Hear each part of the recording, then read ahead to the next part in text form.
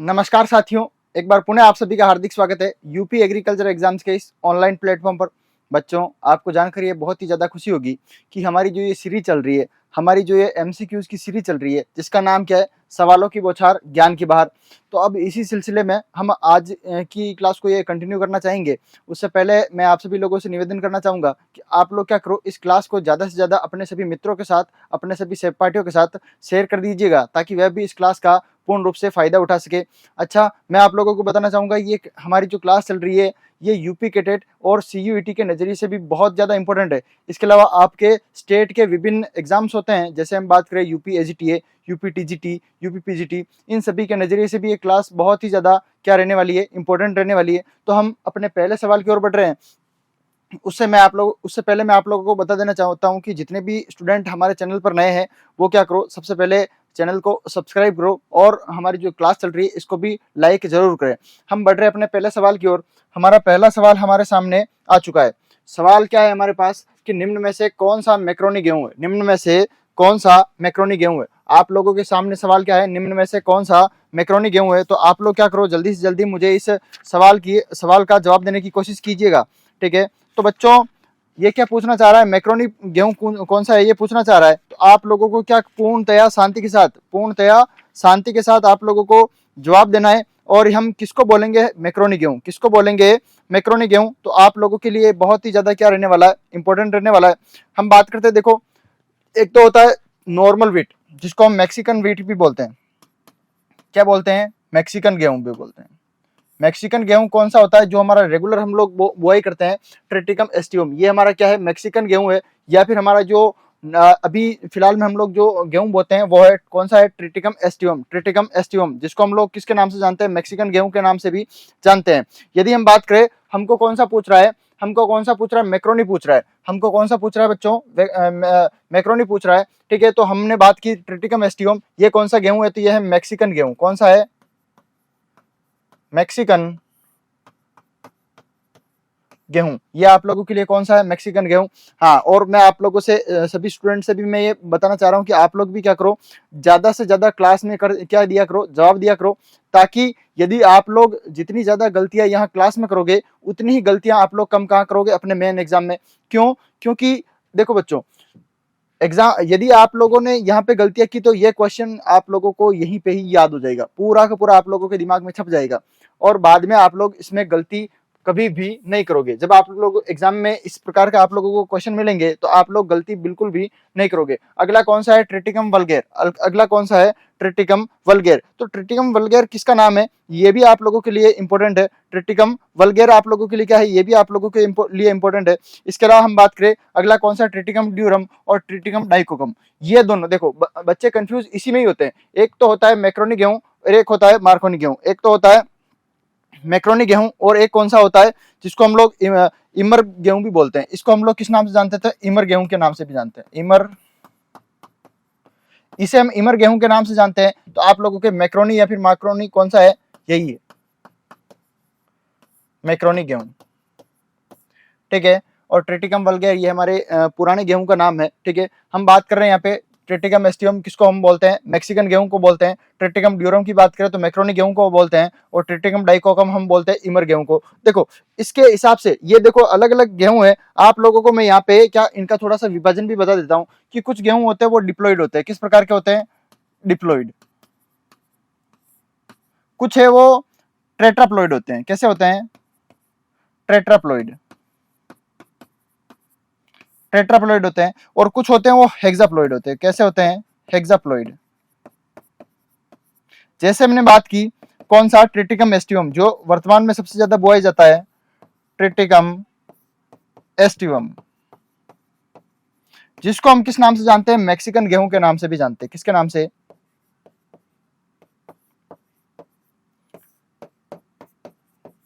किस नाम से जानते हैं बच्चों, हम इसे मैक्सिकन गेहूं के नाम से भी हम इसे जानते हैं। किसे, हेक्साप्लॉइड होता है कौन सा, ट्रिटिकम एस्टिवम, जिसे हम किस नाम से जानते हैं, मैक्सिकन गेहूं के नाम से भी जानते हैं। ठीक है, और भारत में सर्वाधिक यही गेहूं बोया जाता है। कितने क्षेत्रफल पर, लगभग 80%, 87% पर कौन सा गेहूं बोया जाता है। तो आप लोगों का कौन सा बोया जाता है, जो हेक्साप्लॉइड गेहूं होता है, जो ट्रिटिकम एस्टियम है, कौन सा मैक्सिकन गेहूं है, यही आप लोगों के काम बोया जाता है, यहाँ पे बोया जाता है। अच्छा, आप लोगों को ध्यान में रखना है, आप लोगों को ध्यान में रखना है कि जो आप लोगों का टेट्राप्लोइड में कौन कौन से आते हैं। एक तो आता है Triticum durum, Triticum Triticum durum, और एक आता है ट्रिटिकम डाइकोकम, ट्रिटिकम डाइकोकम।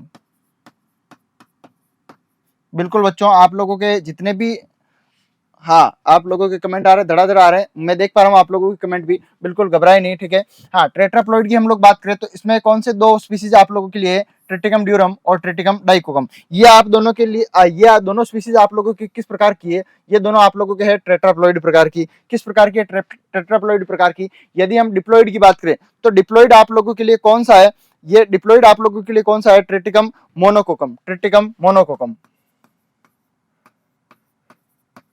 ट्रिटिकम मोनोकोकम। ये आप लोगों के लिए किस प्रकार का है, डिप्लॉइड गेहूं है। डिप्लॉइड में क्या होता है, गुणसूत्र होते हैं वो कितने होते हैं, 2n बराबर कितने होते हैं, 14 होते हैं। कितना होते हैं, 14 होते हैं। जबकि टेट्राप्लॉइड में यदि आप लोगों को कोई पूछ ले तो इनमें कितना होता है, 2n बराबर होता है 28 होता है। कितना होता है, 28। और हेक्साप्लॉइड में 2n बराबर 42, कितने होते हैं, 42, यानी कि 42 गुणसूत्र किसमें होते हैं, हेक्साप्लॉइड में होते हैं। जबकि 28 गुणसूत्र किसमें होते हैं, टेट्राप्लॉइड में, जिसको चतुर्थ गुणित भी बोलते हैं। और ट्रिटिकम ड्यूरम और ट्रिटिकम डाइकोकम। ट्रिटिकम ड्यूरम को हम लोग जानते हैं, ट्रिटिकम हम लोग ड्यूरम को जानते हैं मैक्रोनी गेहूं के नाम से। किसके नाम से, मैक्रोनी गेहूं के नाम से। और ट्रिटिकम डाइकोकम हम जानते हैं इसको इमर गेहूं के नाम से। किसके, इमर गेहूं के नाम से जानते हैं, ठीक है। मैंने आप लोगों के सामने यहाँ पे कुछ चीजें लिखी है जो कि आप लोगों के लिए क्या है, बहुत ही ज्यादा इंपॉर्टेंट है। इनका आप लोग क्या करें, ध्यान रखें, ठीक है। अब हम यहाँ से आगे बढ़ते हैं। अच्छा, ट्रिटिकम ड्यूरम है, ये भारत में 12% क्षेत्र पर बुआई की जाती है। कितने पर, 12%। और जो इमर है, जो इसको कितने क्षेत्रफल पर बोया जाता है, तो 1% क्षेत्र पर इसे बोया जाता है। किसे, जो इमर गेहूं है, जो ट्रिटिकम डाइकोकम जिसे हम बोलते हैं, जो कि इमर गेहूं है, उसको हम लोग कितने क्षेत्रफल पर बोते हैं, तो 1% क्षेत्रफल पर हम लोग क्या बोते हैं, इनको बोते हैं। बच्चों, यहां से अब हम क्या करेंगे, थोड़ा सा आगे बढ़ेंगे अगले सवाल की ओर। उससे पहले मैं आप लोगों को बता रहा हूं कि आप लोगों को ये जानकारी मैंने यहाँ पे लिखी है आप लोगों के लिए, इसको क्या करो, आप लोग अपने नोट्स में बिल्कुल सुनहरे अक्षरों में इसको एज इट इज छाप लीजिएगा। इसको आप लोग एज इट इज छाप लीजिएगा। हाँ बिल्कुल, मैं जहां तक मैं आप लोगों के कमेंट भी पढ़ पा रहा हूँ, ठीक है, बहुत बढ़िया बेटा। हाँ, मुझे काफी ज्यादा खुशी हो रही है कि आप लोग क्या करो, इन चीजों को अपने नोट्स में बिल्कुल सुनहरे अक्षरों में, सुनहरे शब्दों में क्या करो, इनको अंकित कर दो, इनको छाप दो। हम बढ़ते हैं अपने अगले सवाल की ओर। अगला सवाल हमारे सामने आ चुका है कि मृदा अपर्दन। हाँ, बहुत टाइम से क्या है, बच्चे बोल रहे थे कि यहाँ के हमको सॉइल साइंस के क्वेश्चन भी आना चाहिए हमारे। तो ये है तो वैसे एग्रीकल्चर का ही है, तो ये एग्रोनॉमी का ही सवाल है, लेकिन आप लोगों के किससे भी रिलेटेड करता है, ये सॉइल साइंस से भी रिलेटेड करता है। तो आप लोगों के लिए सवाल आया है कि मृदा अपर्दन के निम्न प्रकारों को प्रथम से अग्रिम चरणों में क्रमबद्ध करना है। यानी कि हमको क्या देखना है, मृदा अपर्दन, जिसको हम बोलते हैं सॉइल इरोजन। क्या बोलते हैं, सॉइल इरोजन। हम लोग यहाँ पे इंग्लिश में पढ़ते हैं, arrange the following types to erosion in order of first to advance. First stage से जो एडवांस, जो लास्ट स्टेज है, वहां तक इसको क्या करना है, अरेंज करना है स्टेज, ठीक है ना। तो हम, हमारे सामने क्या क्या ऑप्शन मिल रहे हैं हमको, देखो, गली मिल रहा है, गली अपर्दन, शीट अपर्दन, रेल अपर्दन, या फिर स्पूर अपर्दन। स्पूर किसको बोलते हैं, स्प्लेश को बोलते हैं, स्प्लेश, सीट, ठीक है, और कौन सा है, गली और रेल। इनको आप लोगों को क्या करना है, क्रमबद्ध तरीके से इनको व्यवस्थित करना है। और आप लोगों के सामने क्या है, यहाँ ऑप्शन में आप लोगों को ये चीजें मिल रही है। तो बच्चों, आप लोगों को ये ऑप्शन में, तो यहाँ पे ये चीजें मिल गई, ऑप्शन में क्या हुआ, आप लोगों को ये चीजें मिल गई, ठीक है। तो अब हम यहाँ से आगे बढ़ेंगे, यहाँ से क्या करेंगे, आगे बढ़ेंगे, और आगे बढ़ के अब हम लोग ये चीज देखेंगे कि आगे ये चीज है क्या, ठीक है बच्चों। तो चलो, आप लोग भी क्या करो, ज्यादा से ज्यादा जवाब देने की कोशिश कर दीजिएगा। चलो बात करें। हाँ, मोस्ट ऑफ के आंसर आ चुके हैं, मोस्ट ऑफ बच्चों के आंसर क्या है, वो आ चुके हैं। तो आप लोग भी अपना इसी सूची में अपना नाम भी अंकित करवा दीजिएगा, अपना नाम भी दर्ज करवा दीजिएगा, ठीक है बच्चों। चलो, हाँ, आप लोगों के सामने सवाल है, मैं आप लोगों को 10 सेकंड का टाइम दे रहा हूँ, 10 सेकंड का मैं आप लोगों को समय दे रहा हूँ, जिसमें आप लोग क्या करो, अपना जवाब यहाँ पे दर्ज करा दो, अपना जवाब यहाँ पे क्या करो, दर्ज कर दो, जल्दी से जल्दी, क्विक फास्ट, ठीक है। हम यहाँ से आगे बढ़ेंगे फिर, चलो बात करते हैं यहाँ पे।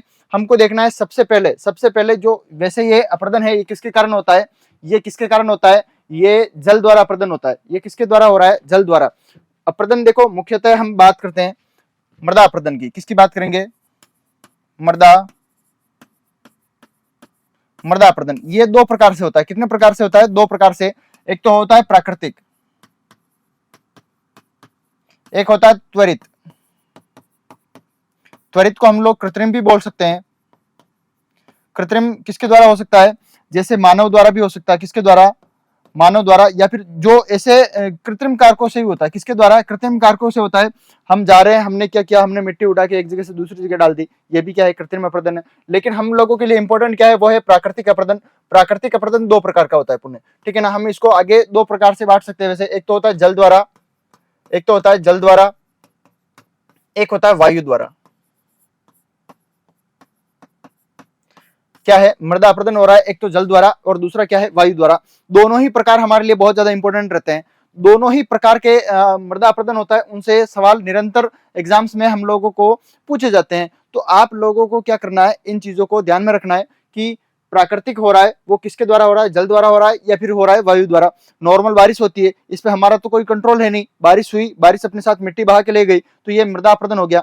मृदा का एक जगह से दूसरी जगह पर जाना, मृदा का एक जगह से दूसरी जगह पर जाना क्या कहलाता है, मृदा अपर्दन कहलाता है। क्या कहलाता है, मृदा अपर्दन कहलाता है। और यदि इस मृदा को ले जाने के लिए यदि जल उत्तरदायी है, क्या है, जल उत्तरदायी है, तो किसके द्वारा हो रहा है, जल के द्वारा।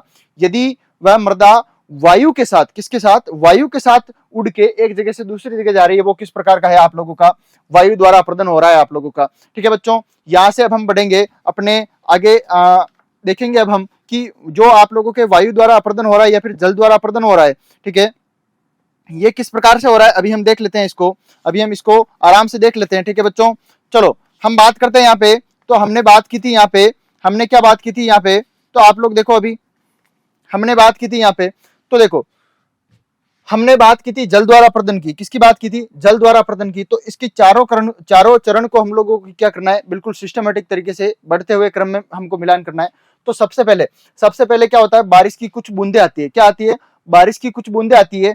तो बूंदे गिरने से के कारण क्या होता है, जैसे बारिश की बूंद गिरी तो वहां से क्या है, कुछ मिट्टी उड़ती है और जो दूसरी जगह चली जाती है। कुछ मिट्टी बूंदों के कारण, बूंदों के गिरने के कारण कुछ मिट्टी है वो एक जगह से उड़ के दूसरी जगह जाती है। उसको हम लोग बोलते हैं स्प्लेश इरोजन। क्या बोलते हैं, स्प्लेश बोलते हैं या फिर स्पूर अपर्दन। क्या बोलते हैं हम लोग, स्पूर अपर्दन। किसको, जो हमारा प्रारंभिक चरण है, तो सबसे पहले हमारा आएगा डी। डी किस में आ रहा है, डी किस में आ रहा है, आप लोग देख सकते हो डी किस में आ रहा है, ए में आ रहा है, जी नहीं होगा ये, बी में आ रहा है, एक तो एक आ रहा है, सी में आ रहा है, दोनों ऑप्शन में आ रहा है, और वापस डी में भी बी आ रहा है, ये भी नहीं होगा।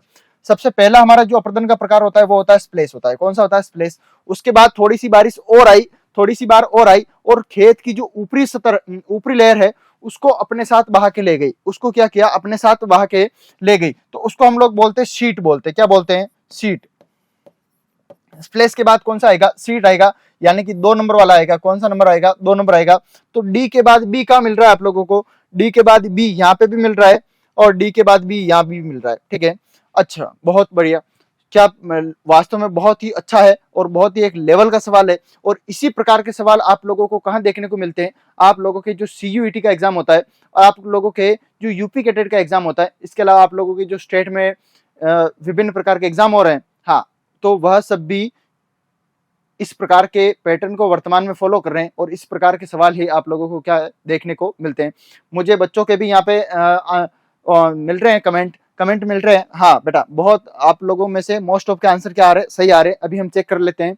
तो देखो सबसे पहले कौन सा था, स्प्लेश था। उसके बाद कौन सा था, सीट था। उसके बाद क्या आएगा, उसके बाद देखो छोटी नालियां बनती है। जैसे ही और बारिश आएगी और पानी आएगा और पानी बहेगा तो छोटी छोटी नालियां बनना शुरू हो जाएगी। क्या बनना शुरू हो जाएगी, छोटी छोटी नालियां बनना शुरू हो जाएगी। तो छोटी छोटी नालियां बनती है, उनको हम लोग बोलते हैं रील बोलते हैं। क्या बोलते हैं, रील बोलते हैं। तो उसके बाद सी है क्या, तो यहाँ सी वाले में तो ए आ रहा है, तो ये तो होगा नहीं। तो यहाँ पे क्या होगा, सी यहाँ पे आ रहा है। और उसके बाद कौन सा आएगा, लास्ट कौन सा होता है, गली। लास्ट कौन सा है, गली है। गली में क्या है, ए। तो हमारा जो बी ऑप्शन है, बिल्कुल जिन जिन स्टूडेंट ने भी बी ऑप्शन टिक किया है, बी ऑप्शन का बी ऑप्शन को चूज किया है, उन सभी का ये आंसर बिल्कुल ही क्या रहने वाला है, सही रहने वाला है।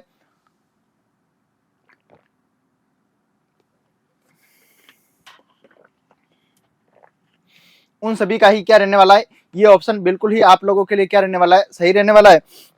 तो बच्चों यहाँ से अब हम क्या कर रहे हैं, थोड़ा सा आगे बढ़ेंगे, थोड़ा सा आगे की ओर प्रस्थान करेंगे। हम देखते हैं यहाँ पे, तो देखो, तो हमारा बी ऑप्शन बिल्कुल सही था। हमने बात की थी स्प्लेश, शीट, रील और गली, हमने इसकी बात की थी। हमने यहाँ पे प्राकृतिक कारणों जल द्वारा को 4 भाग में बांटा था। अब देखो, चारों में से ही कुछ इंपॉर्टेंट चीजें जो आप लोगों को ध्यान में रखना है कि जल द्वारा जल अपर्दन हो रहा है, क्या हो रहा है, जल द्वारा अपर्दन हो रहा है, जल द्वारा मृदा अपर्दन हो रहा है। जल अपर्दन लिख देता हूं, सॉरी, मृदा अपर्दन,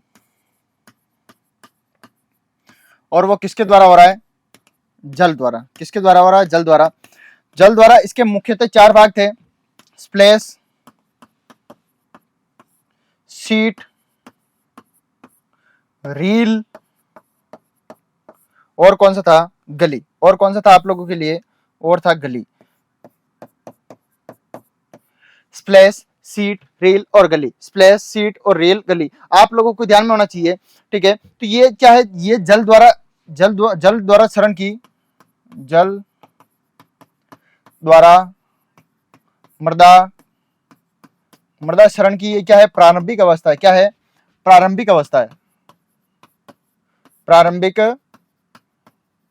यदि आप लोगों से कोई पूछ ले कि जल द्वारा मृदा अपर्दन की प्रारंभिक अवस्था कौन सी है, तो आप लोगों के लिए कौन सी है, स्प्लेश है। कौन सी है, स्प्लेश है। अच्छा, ये वर्षा की बूंदों के कारण होती है, किसके कारण होती है, वर्षा की बूंदों के कारण, वर्षा की बूंदों के कारण। दूसरा कौन सा है, शीट।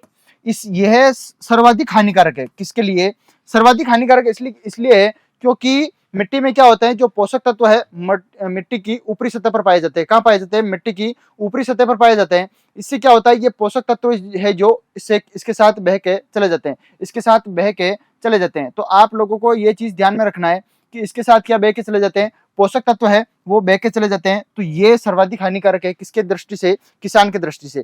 तो इसमें क्या होता है, ठीक है, हाँ, आप लोगों को सबसे ज्यादा ध्यान रखना है कि सबसे जो खतरनाक है और सबसे ज्यादा हानिकारक है वो कौन सा है, शीट अपर्दन है। कौन सा है, शीट अपर्दन है सबसे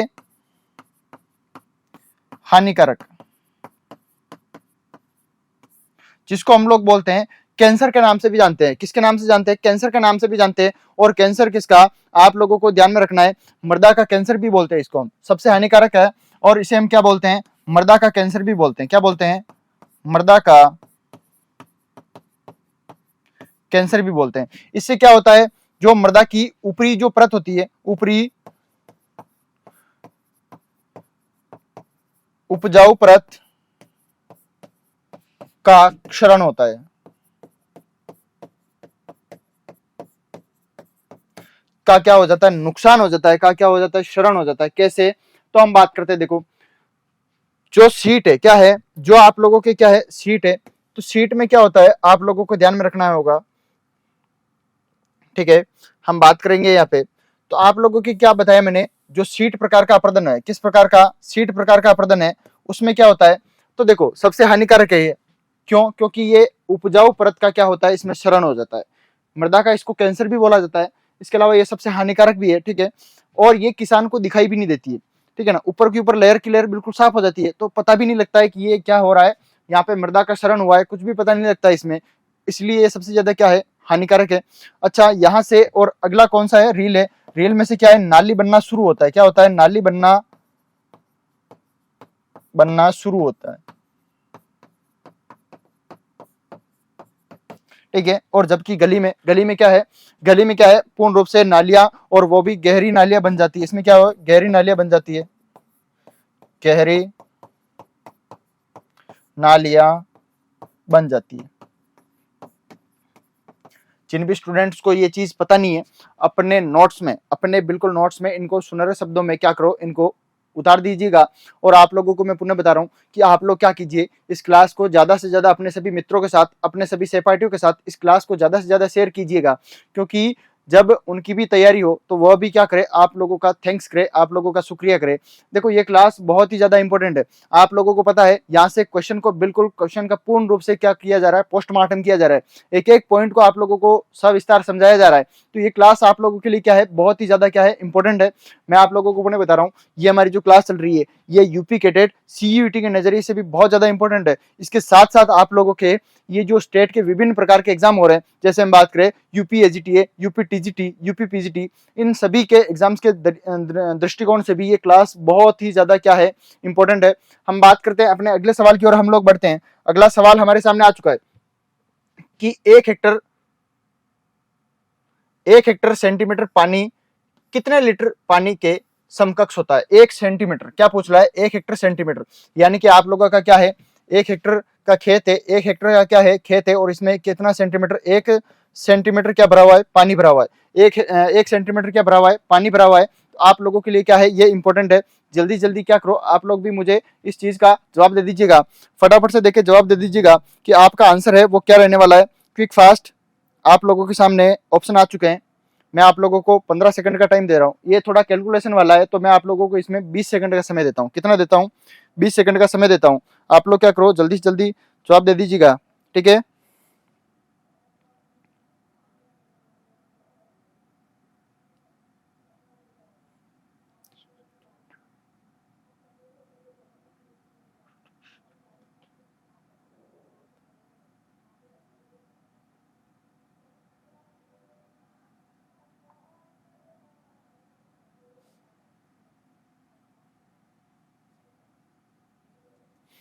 ठीक है बच्चों, कुछ कुछ बच्चों के जवाब आना शुरू हो रहे हैं, कुछ कुछ बच्चों के क्या हो रहे हैं, जवाब आना शुरू हो रहे हैं। हम बात करेंगे, हम इसको अभी सॉल्व कर लेंगे, कैसे करते हैं अभी हम बात करेंगे। ये क्या पूछ रहा है, 1 हेक्टर सेंटीमीटर, 1 हेक्टर सेंटीमीटर पानी कितने लीटर पानी के समकक्ष होता है, यानी कि 1 हेक्टर सेंटीमीटर की बात कर रहा है। किसकी बात कर रहा है, 1 हेक्टर सेंटीमीटर की बात कर रहा है। अभी हम इसको सॉल्व कर लेंगे। तो देखो सॉल्व करते हैं हम लोग इस सवाल को, बिल्कुल बेहतरीन रूप से, बेहतरीन ढंग से हम लोग क्या करेंगे, इस सवाल को सॉल्व करेंगे। हम बात करते हैं, देखो 1 हेक्टर की बात करते हैं। सबसे पहले हम 1 हेक्टर की, 1 हेक्टर का क्षेत्रफल कितना होता है, आप लोगों को पता है 100 मीटर क्या होता है, खेत लंबा हो और साथ में क्या हो, चौड़ा भी कितना हो, 100 मीटर चौड़ा हो। यानी कि एक हेक्टर का क्षेत्रफल हमारे लिए कितना आता है, 10,000 आता है। कितना आता है, 10,000 क्या आता है, मीटर स्क्वायर। क्या आता है, मीटर स्क्वायर आता है। 10,000 मीटर स्क्वायर क्या होता है, हमारे 1 हेक्टर खेत का क्षेत्रफल, 1 हेक्टर खेत का हमारे क्षेत्रफल कितना होता है, 10,000 मीटर स्क्वायर। यदि हम इसको और खोल के लिखे तो 100 इंटू 100, क्या बात हो गई भाई, 100 इंटू 100, यानी कि 100 मीटर लंबा और 100 मीटर चौड़ा खेत हमारे लिए कितना हो जाएगा, 10,000 मीटर स्क्वायर का हमारा खेत हो जाएगा। इनको 100 इंटू 100 को भी हम लोग छोड़ो, यहाँ पे हम लोगों को ये क्षेत्रफल याद रखना है। क्या याद रखना है, 10,000 मीटर स्क्वायर। और ये क्या पूछ रहा है, 1 Hector centimetre, 1 Hector centimetre. 1 Hector में कितना होता है, 1 हेक्टर में कितना होता है बच्चों, तो बच्चों आप लोगों के लिए कितना होता है, 1 हेक्टर में आप लोगों के लिए होता है 10,000 मीटर स्क्वायर। कितना होता है, 10,000 मीटर स्क्वायर होता है। इसको हमको गुणा करना है कितने से, सेंटीमीटर से। कितने से गुणा करेंगे हम लोग, 1 सेंटीमीटर से गुणा करेंगे। यहाँ पे सेंटीमीटर दिया गया 1 हेक्टर सेंटीमीटर, यानी कि कितना, 1 सेंटीमीटर के लिए करेंगे यहाँ पे। इसके अलावा हमको ज्यादा नहीं दिया गया, हमको सवाल में देखना है यहाँ पे 1 हेक्टर सेंटीमीटर, यानी कि आप लोगों का सेंटीमीटर कितना होगा, एक ही होगा। 1 सेंटीमीटर कितना होगा बच्चों, एक ही होगा। हम बात करेंगे यहाँ पे हमको 1 से गुणा करना है और वो भी क्या है, सेंटीमीटर का। लेकिन आप लोगों को ध्यान में रखना है ये इकाई किसमें है, ये इकाई किसमें है, मीटर में। तो इसको भी हमको किसमें बदलना पड़ेगा, मीटर में बदलना पड़ेगा। तो आप लोगों को ज्ञात है कि 1 मीटर में कितने सेंटीमीटर होते हैं, 1 मीटर में कितने सेंटीमीटर होते हैं। तो आप लोगों के लिए कितने होते हैं, 100 सेंटीमीटर होते हैं। कितने होते हैं, कितने होते हैं बच्चों, सेंटीमीटर कितने होते हैं, तो आप लोगों के लिए 100 सेंटीमीटर होते हैं। यदि मैं बात करूं कि तो फिर 1 सेंटीमीटर में कितने मीटर होंगे, आप लोगों को ज्ञात होना चाहिए, ठीक है। ये हमारे लिए क्या आ जाएगा, ये हमारे लिए क्या बन जाएगा मीटर में। तो हमको गुणा करना पड़ेगा 1/100 से, 1/100 से, क्योंकि 1 मीटर में कितने सेंटीमीटर होते हैं, 100 सेंटीमीटर होते हैं। कितने सेंटीमीटर होते हैं, 100 सेंटीमीटर। तो हम लोग इसमें 100 का भाग लगा देंगे। 1 सेंटीमीटर हम लोग किसका भाग लगा देंगे, 100 का। तो ये किस में बदल जाएगा, ये बदल जाएगा हमारे किस में बदल जाएगा, मीटर में बदल जाएगा। यहाँ से बस बिल्कुल आसान है, यहाँ से एक जीरो से एक जीरो, दूसरे जीरो से दूसरे जीरो, हमारा कितना आएगा, बराबर कितना आएगा, 100 मीटर क्यूब आएगा, 100 मीटर क्यूब आएगा, 100 मीटर क्यूब आएगा। 100 के मीटर में घात कितनी लगेगी, 3 घात लगेगी। और आप लोगों को ज्ञात होना चाहिए कि 1 मीटर क्यूब बराबर कितना होता है, 1000 लीटर होता है। कितना लीटर होता है, 1 मीटर क्यूब बराबर कितना होता है, 1000 लीटर होता है। कितना होता है, 1000 लीटर होता है। तो हम बात करेंगे 100 मीटर क्यूब। 100 मीटर क्यूब बराबर कितना होगा, 100 मीटर क्यूब बराबर 100 इंटू 1000 लीटर, यही होगा। इसको आगे हम गुणा कर लेंगे, 1 2 3 4 5 लीटर आ जाएगा। हमारा आंसर कौन सा आ जाएगा, ये आ जाएगा। कि सर आपने ये आंसर कैसे निकाला, ये आंसर बेटा ऐसे निकाला। तो मेरी बात सुनना, देखो हमने बात की थी 1 हेक्टेयर में हमारे पास कितना क्षेत्रफल है, एक हेक्टेयर में हमारे पास कितना क्षेत्रफल है, हमारे लिए क्षेत्रफल कितना रहेगा, 10,000 मीटर स्क्वायर।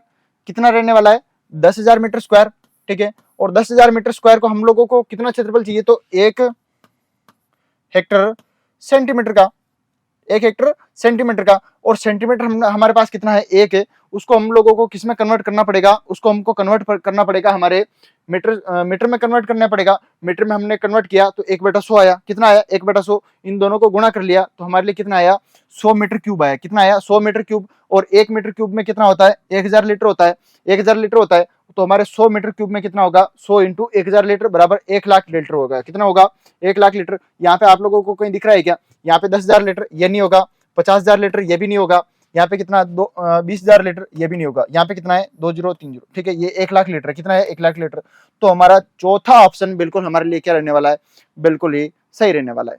बिल्कुल क्या रहने वाला है, हमारे लिए सही रहने वाला है। और आप लोगों को इसी प्रकार के क्या जानकारी का क्या रखना है, ध्यान रखना है हमेशा से ही, ठीक है बच्चों। यदि किसी को दिक्कत है, आप लोग क्या कर सकते हो, इस चीज को आप लोग उतार सकते हो कि ये सर कैसे आया। तो आप लोग क्या करो, जल्दी से जल्दी इस चीज को भी उतार सकते हो बच्चों। यहाँ से अब हम आगे बढ़ेंगे। आगे बढ़ने से पहले मैं आप लोगों को पुनः बता रहा हूँ कि आप लोग क्या करो, इस क्लास को ज्यादा से ज्यादा अपने सभी मित्रों के साथ, अपने सभी सहपाठियों के साथ इस क्लास को ज्यादा से ज्यादा शेयर कर दो। फिर मैं आप लोगों को कुछ चीजें और लिखवा देता हूँ। यहाँ पे आपको ध्यान में रखना है, आप लोगों को क्या करना है, ध्यान में रखना है। क्या चीज ध्यान में रखना है, देखो मैं आप लोगों को लिख देता हूँ यहाँ पे। एक मीटर क्यूब बराबर होता है आप लोगों के 1000 लीटर। कितना होता है, 1000 लीटर। ये छोटी सी जानकारी आप लोगों को लिखना है। इसी प्रकार मैं आप लोगों के यूनिट कुछ और भी लिख देता हूँ, ठीक है। अच्छा, यदि आप लोगों से कोई पूछे, ठीक है, यदि आप लोगों से कोई पूछे तो देखो, और 1 हेक्टेयर में कितना होता है, 1 हेक्टेयर में क्षेत्रफल कितना होता है, 10,000 मीटर स्क्वायर। कितना होता है, 10,000 मीटर स्क्वायर होता है। आप लोगों को ये क्या है, घन मीटर, यानी कि इसके घात में 3 लग रहा है तभी 1000 लीटर होगा। ऐसा नहीं कि स्क्वायर में आप लोग क्या कर दोगे, आप लोग स्क्वायर में भी आप लोग सीधा निकाल देना, नहीं। पहले आप लोगों को क्या चाहिए, मीटर क्यूब चाहिए, ठीक है। हम बात करते हैं यहाँ पे 1 मीटर क्यूब बराबर 1000 लीटर होता है। आप लोगों से यदि कोई पूछ ले, एक क्यूमेक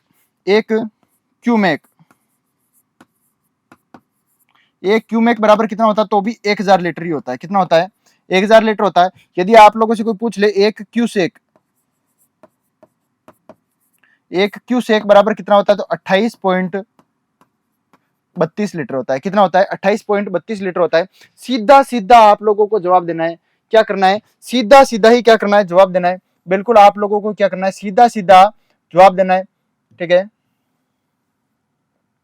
हाँ, सीधा सीधा आप लोगों को क्या करना है, जवाब देना है। ये जो मैंने आप लोगों के यहाँ पे मैं ये आंकड़े लिख रहा हूँ, यहाँ पे आप लोगों को क्या करना है, सीधा सीधा जवाब देना है। यदि आप लोगों से कोई पूछ ले कि क्या करो, आप लोग जवाब दे दो किसका, 1 हेक्टर mm का। किसका, 1 हेक्टर mm का। आप लोगों से कोई पूछ ले 1 हेक्टर mm बराबर कितना लीटर पानी होता है, तो आप लोगों के लिए होता है 10,000 लीटर। 10,000 लीटर पानी होता है। सीधा लिख रहा हूं मैं यहाँ पे, आप लोगों को नोट कर लेना और इनको याद कर लेना है। यदि आप लोगों को कोई पूछ ले 1 हेक्टर सेंटीमीटर का कितना होता है, तो आप लोगों के लिए होता है 1 लाख लीटर। कितना होता है, 1 लाख लीटर। यदि आप लोगों से कोई पूछ ले 1 हेक्टर मीटर का कितना होता है, तो आप लोगों के लिए कितना होता है, आप लोगों के लिए कितना होता है, ये भी आप लोगों के लिए इंपॉर्टेंट है। तो उस स्थिति में आप लोगों की कितना हो जाएगा, आप लोगों को उसके आगे 2 जीरो और लगा देने, 1 2 3 4 5 और 2 जीरो और लगा दो, ठीक है। कितना लीटर हो जाएगा, इकाई, दस, सैकड़ा, हजार, 10,000, लाख, 10 लाख, करोड़, यानी कि 1 करोड़ लीटर हो जाएगा। कितना होगा, 1 करोड़ लीटर। ये कुछ मैंने जानकारी आप लोगों के लिए लिखी है, जिसको आप लोग क्या करो, बिल्कुल सुनहरे अक्षरों में अपने जो नोट्स हैं अपने जो नोट्स है उनमें उतार लीजिएगा। हाँ बिल्कुल, मुझे कमेंट भी आ रहे हैं कि सर के यहाँ के ये जानकारी हमारे लिए बहुत ज्यादा इंपॉर्टेंट है। बिल्कुल बेटा, ये आप लोगों के लिए बहुत ही ज्यादा क्या रहने वाला है, इंपॉर्टेंट रहने वाला है।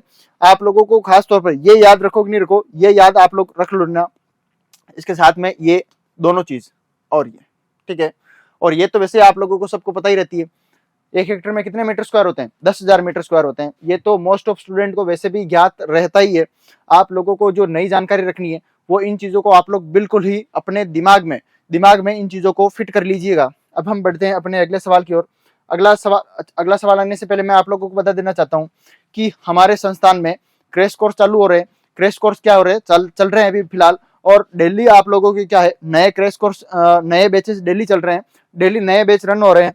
आप लोगों के लिए क्या है, ये दोनों मीडियम में, यानी कि हिंदी मीडियम में भी आप लोगों को सेपरेट बैच मिलेगा और इंग्लिश मीडियम में भी आप लोगों को क्या मिलेगा, सेपरेट बैच मिलेगा, ठीक है। तो आप लोगों को घबराना नहीं है। और किसके लिए है, ये एग्रीकल्चर वालों के लिए है, बायोलॉजी वालों के लिए है और मैथ स्टूडेंट के लिए, यानी कि सभी के सभी विद्यार्थियों के लिए क्या है, ये बैचेज आप लोगों के लिए बहुत ही ज्यादा इंपॉर्टेंट रहने वाला है। फॉर किसके लिए, एकेडमिक सेशन 2025-26 के लिए, यानी कि अभी आप लोगों के कौन सा 24-25 वाला खत्म होने को आ चुका है, यानी कि मोस्ट ऑफ स्टूडेंट के क्या है, खत्म हो चुका है।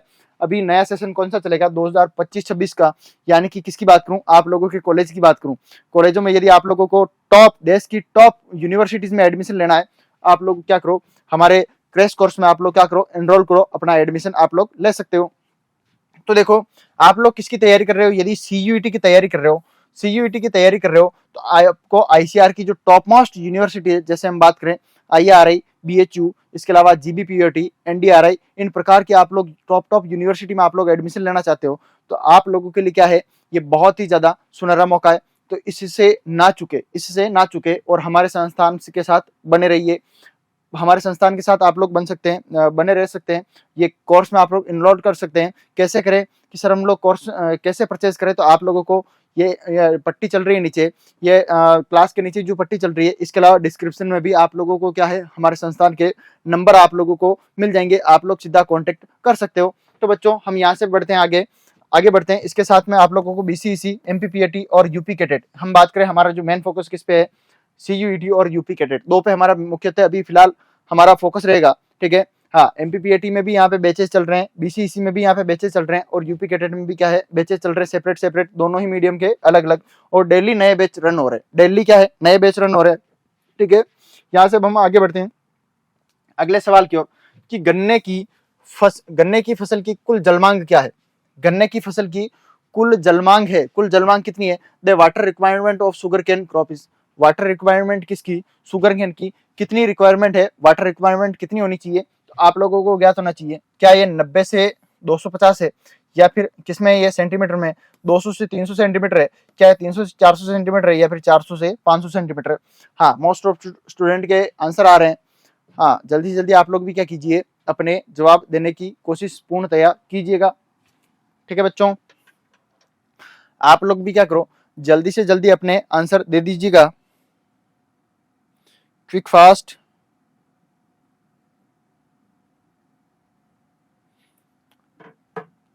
स्टूडेंट्स, जल्दी जल्दी जवाब दे दीजिएगा। हाँ, मोस्ट ऑफ स्टूडेंट के जवाब आ चुके हैं और निरंतर, हाँ, और जितने भी स्टूडेंट मुझे क्लास में नजर आ रहे हैं उतने क्लास के क्या है, लाइक नजर नहीं आ रहे। तो बेटा, मेरी आप लोगों से एक ही रिक्वेस्ट रहेगी कि आप लोग क्या करो, ज्यादा से ज्यादा क्लास को लाइक कीजिए।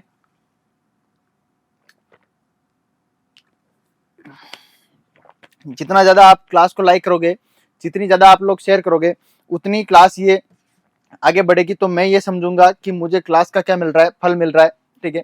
आप लोग भी जो तैयारी कर रहे हो उसका क्या है, मुझे परिणाम मिल रहा है।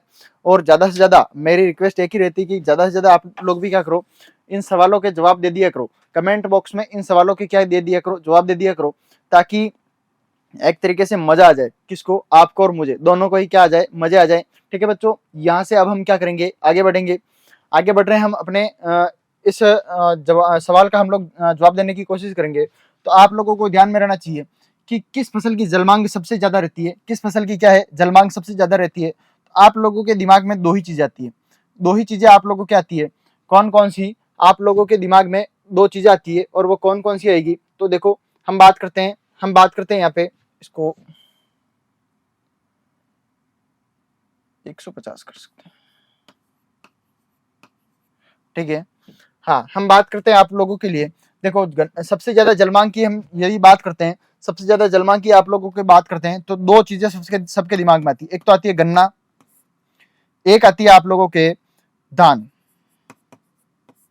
कि सर धान और गन्ने में सबसे ज्यादा जलमांग है वो किसकी ज्यादा रहती है? तो देखो हम बात करते हैं यहाँ पे, जो आप लोगों के धान की जलमांग रहती है वो रहती है 900 से 2500। कितनी रहती है? 900 से 2500 mm।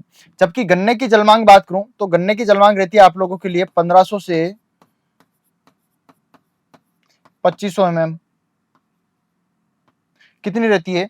1500 से 2500 mm किसकी? गन्ना की। और धान की बात करूं तो 900 से 2500 mm कि सर हमको इतने बड़े तो ऑप्शन हमको मिल नहीं रहे, यहाँ पे मैक्सिमम हमको बड़े से बड़ा 500 मिल रहा है, तो क्या इसको हम टिक कर सकते हैं?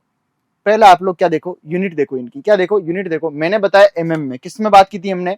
एमएम में, जबकि यहाँ पे सेंटीमीटर में बात की थी। किस में बात कर रहे हैं यहाँ पे? सेंटीमीटर में। एमएम से हम लोग सेंटीमीटर में कन्वर्ट करते हैं तो एक जीरो को कम करते हैं। क्या करते हैं? एक जीरो को कम करते हैं।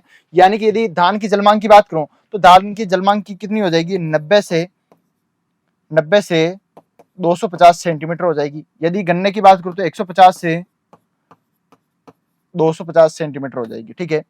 हाँ, तो आप लोगों को इन दोनों को सेपरेट सेपरेट रखना है। क्या रखना है? कि सेपरेट सेपरेट सेपरेट रखना है। कि हम लोग सेपरेट कैसे रखेंगे, ये भी तो इंपॉर्टेंट है आप लोगों के लिए। ये भी तो क्या है? इंपॉर्टेंट है। आप लोग क्या करो, इनको बिल्कुल आप लोगों को सेपरेट रखना है। क्या रखना है? सेपरेट रखना है। ये धान की जलमांग हो गई, ये किसकी है? गन्ने की जलमांग है। ये ऊपर किसकी है? ऊपर आप लोगों को गन्ने की जलमांग है, और नीचे किसकी है? धान की जलमांग। तो इन दोनों में से देखो, इनमें भी, इसमें भी मैक्सिमम 2500 mm चाहिए, और इसमें भी कितनी चाहिए? Maximum 2500 mm। लेकिन यदि हम इसमें मिनिमम की बात करें तो इसमें 900 है, इसमें कितनी है? 1500। तो हम ओवरऑल की बात करें तो गन्ने की जलमांग क्या है? ज्यादा है। गन्ने की जलमांग क्या है? ज्यादा है। कि गन्ने की जलमांग क्या है? जलमांग किसकी ज्यादा है? गन्ना की, फिर धान की। अगर आपको ऑप्शन में गन्ना मिले तो आप लोग सबसे ज्यादा जलमांग में किसका राइट करोगे? गन्ने को। यदि गन्ना ऑप्शन में नहीं हो तो आप लोग किसको कर सकते हो? धान को भी कर सकते हो। समझ गए कि नहीं समझे? ठीक है। हाँ, हम यहाँ पे बात करें तो आप लोगों के ऑप्शन में शायद ये मिसप्रिंट हो गया था, 90 से 250 था, जो किसके रहता है? धान का रहता है। जबकि ये गन्ने का कितना है? 150 से 250 सेंटीमीटर। कितना रहता है? 150 से 250 सेंटीमीटर क्या रहता है आप लोगों के लिए? ये रहता है। तो आप लोग क्या करो, इसको बिल्कुल सही कर सकते हो। हाँ, 150 से 250 सेंटीमीटर, 150 से 250 सेंटीमीटर आप लोगों के लिए क्या रहने वाला है? आप लोगों के लिए क्या रहने वाला है? तो आप लोग बात करें, हम लोग 150 से 250 आप लोगों के लिए सेंटीमीटर क्या रहने वाला है? गन्ने की जलमांग आप लोगों के लिए रहने वाली है। तो बच्चों, और मैं आप लोगों को पुनः बता रहा हूँ, हाँ, जिन जिन का भी, हाँ बच्चों, मैं आप लोगों की बात सुन पा रहा हूँ। आप लोग क्या करो, जिन जिन ने भी ये जवाब दिया है, कौन सा, जिन जिन स्टूडेंट ने इसका ऑप्शन दिया है, ए ऑप्शन टिक किया है, बिल्कुल आप लोगों का क्या है? बिल्कुल सही रहने वाला है। ठीक है बच्चों। हाँ, यहां से अब हम क्या करेंगे? अगले सवाल की ओर बढ़ेंगे। अगले सवाल की ओर हम लोग बढ़ने वाले हैं। अगला सवाल हमारे सामने क्या आ चुका है? देखो कितना बेहतरीन सवाल है और कितना प्यारा सवाल है आप लोगों के सामने। कितना बेहतरीन और कितना प्यारा सवाल आप लोगों के सामने आ चुका है कि एमएम से अधिक वर्षा प्राप्त करने वाले दिवस फसल वर्षा दिवस कहा जाता है। यानी कि a day receiving more than dash dash dash MM rainfall is called as crop rainy day. Crop rainy day किसको हम बोलते हैं? कितनी बारिश से ज्यादा हमको प्राप्त होगी तो हम उसको बोलेंगे क्रॉप रेनी डे। उसको हम लोग क्या बोलेंगे? Crop rainy day. तो हम बात करते हैं यहाँ पे, आप लोगों को ज्ञात होना चाहिए कि कितने एमएम से अधिक वर्षा हो रही है, तो हम उसको क्या बोलेंगे? क्रॉप रेनी डे बोलेंगे। आप लोगों के लिए क्या है? आप लोगों को मैं यहाँ पे लिखवा देता हूँ, दो चीज आप लोगों को लिखवा देता हूँ। एक तो लिख देता हूँ बरसाती दिन। क्या लिख देता हूँ? बरसाती दिन। या फिर एक दूसरा क्या लिख देता हूँ? फसल बरसाती दिन। फसल बरसाती दिन।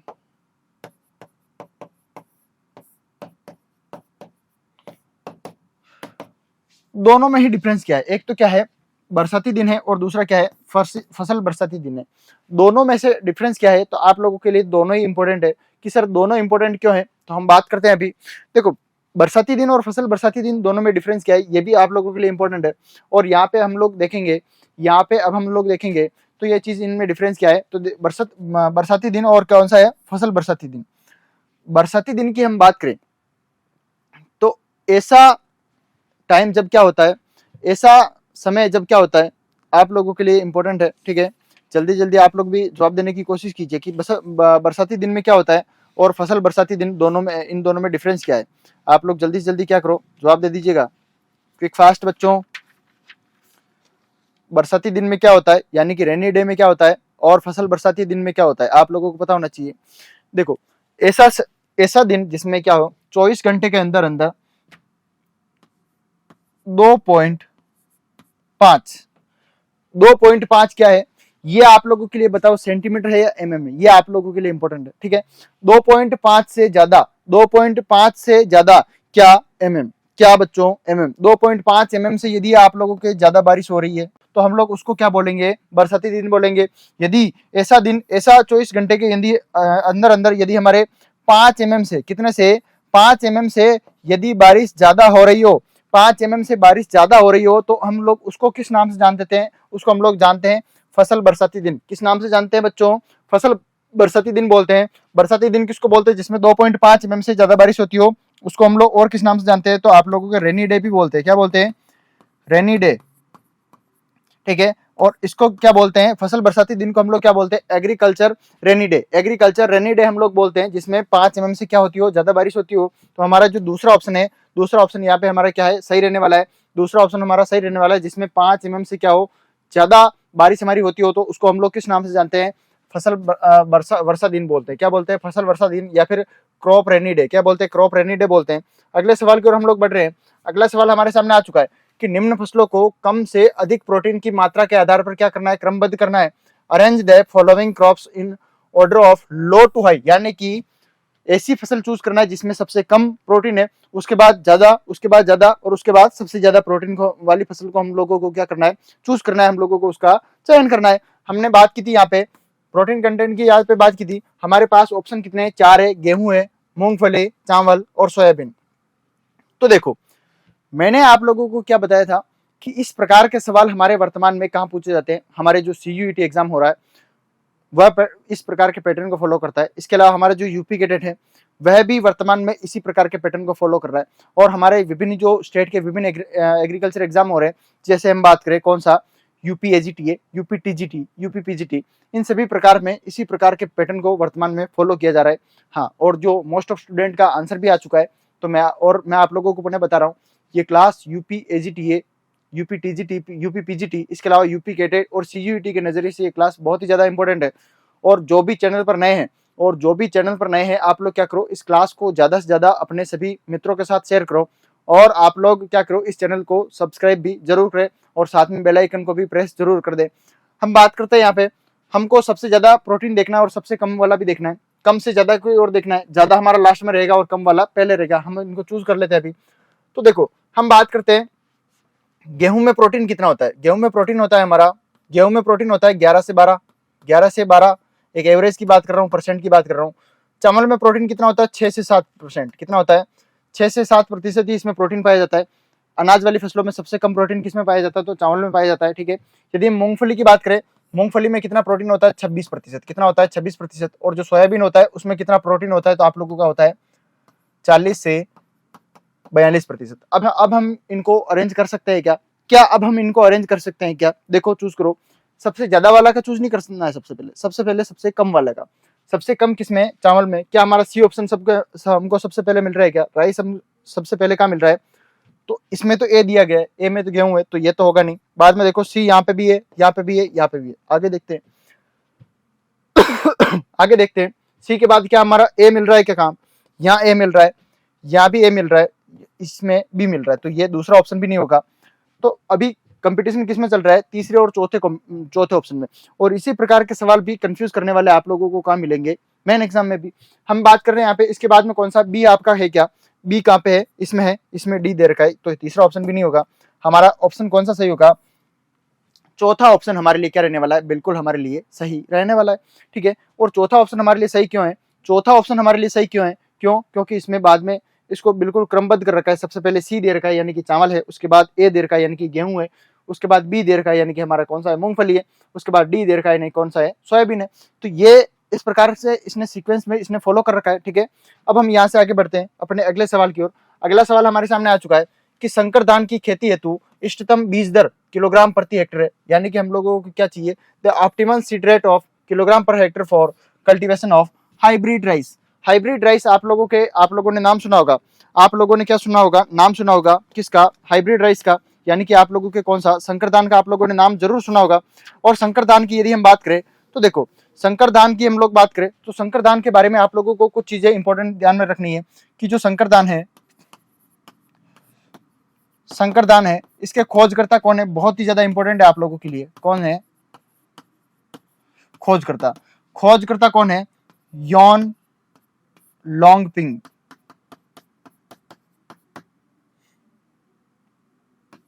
ठीक है, ये कौन है आप लोगों के लिए, कौन है, ये आप लोगों के लिए है जो आपके संकर दान है उसके खोजकर्ता है, उसके कौन है खोजकर्ता, कौन है आप लोगों के लिए, कौन है, आप लोगों को ध्यान में होना चाहिए। ठीक है, यॉन लॉन्गपिंग, यानी कि आप लोगों ने संकर दान का नाम सुना होगा, किसका सुना होगा, संकर दान का, संकर धान यानी कि hybrid rice, hybrid rice, hybrid क्या है, हाइब्रिड राइस। ठीक है,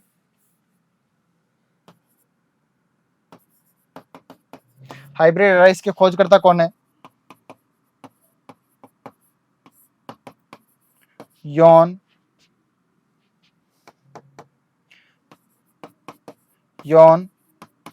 लॉन्ग पिंग, ये आपके कौन है, हाइब्रिड राइस की क्या है, खोज करता है।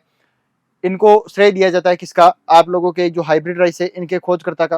ठीक है, आप लोगों को ध्यान में रखना चाहिए। और यदि हम इसके भारतीय खोजकर्ता की बात करें, देखो सबसे पहले हमने ये क्या है, ये विश्व में खोजकर्ता कौन है, यॉन लॉन्गपिंग, विश्व में खोजकर्ता कौन है, यॉन लॉन्गपिंग। यदि हम बात करें कि भारतीय खोजकर्ता कौन है, भारतीय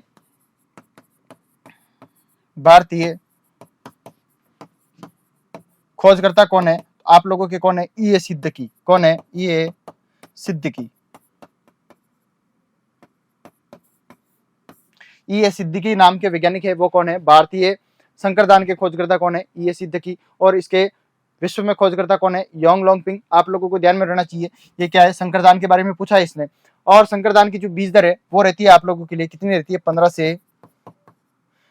से 20 किलोग्राम, कितनी रहती है, 15 से 20 किलोग्राम प्रति हेक्टर क्या है इसकी बीज दर रहती है, क्या रहती है, बीज दर कितनी रहती है, 15 से 20 किलोग्राम प्रति हेक्टर कितनी रहती है बच्चों आपके लिए।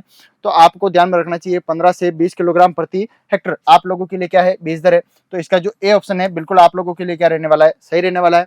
तो 15 से 20 किलोग्राम प्रति हेक्टर आप लोगों की क्या है, बीज दर रहने वाली है। इसी के साथ हम बढ़ते हैं आज के अंतिम सवाल की ओर। अंतिम सवाल हमारे सामने आ चुका है, अंतिम सवाल हमारे सामने आ चुका है। आज का हमारा अंतिम सवाल क्या है, हम बात करते हैं आलू में हरापन। आलू में क्या रोकना है हमको, हरापन रोकना है। रोकने के लिए कौन सी क्रिया अपनाई जाती है, कौन सी क्रिया हम लोग अपनाते हैं जिससे क्या नहीं होता है, आलू में हरापन नहीं होता है। तो हम बात करते हैं, देखो क्या हम नजदीकी बुआई कर सकते हैं या फिर मिट्टी चढ़ाई बोलते हैं इसको, मिट्टी बुआई नहीं, मिट्टी चढ़ाई बोलते हैं। ध्यान में रखना है आप लोगों को, इस प्रकार की छोटी मोटी कई बार क्या होता है, मिस्टेक्स हो जाती है। बस आप लोगों को इस प्रकार की ध्यान में रखना है। मिट्टी चढ़ाई बोलते हैं इसको, क्या बोलते हैं, अर्थिंग अप, मिट्टी चढ़ाई बोलते हैं, मिट्टी चढ़ाई। ठीक है, मिट्टी चढ़ाई, जल्दी बुआई या फिर सामान्य बुआई। हम लोग क्या कर सकते हैं, which of the following practices is adopted to prevent greening in potato, closer spacing sowing या फिर अर्थिंग अप, नॉर्मल सोइंग या फिर अर्ली सोइंग। इनमें से हम लोगों को कौन सा ऑप्शन हमारा जो सही रहने वाला है, बिल्कुल मोस्ट ऑफ स्टूडेंट का जवाब आ रहा है, वो आ रहा है सेकंड, यानी कि B option most of student का जवाब आ रहा है। अभी हम बात देखते हैं, चेक कर लेते हैं। देखो बेसिकली हम बात करते हैं तो आलू में जो हरापन होता है वो होता किस कारण से, वो होता किस कारण से, ये हमारा क्या है, आलू है। ये क्या लगता है, भूमि के नीचे की ओर लगता है, कहाँ लगता है, भूमि के नीचे की ओर। और जो आलू का कंद है वो हमारा होता है रूपांतरित तना होता है, क्या होता है, रूपांतरित तना, यानी कि तना का ही रूपांतरण होकर क्या बन जाता है, हमारा जो कंद बनता है वो हमारा क्या है, आलू बनता है। आलू क्या करता है, कभी कभार मिट्टी, इसके ऊपर से मिट्टी हट जाती है और आलू थोड़ा सा बाहर आ जाता है। इसके कारण ये क्या है, सूर्य की किरणों के सीधे संपर्क में आ जाता है। किसके संपर्क में आ जाता है? सूर्य की संपर्क किरणों के।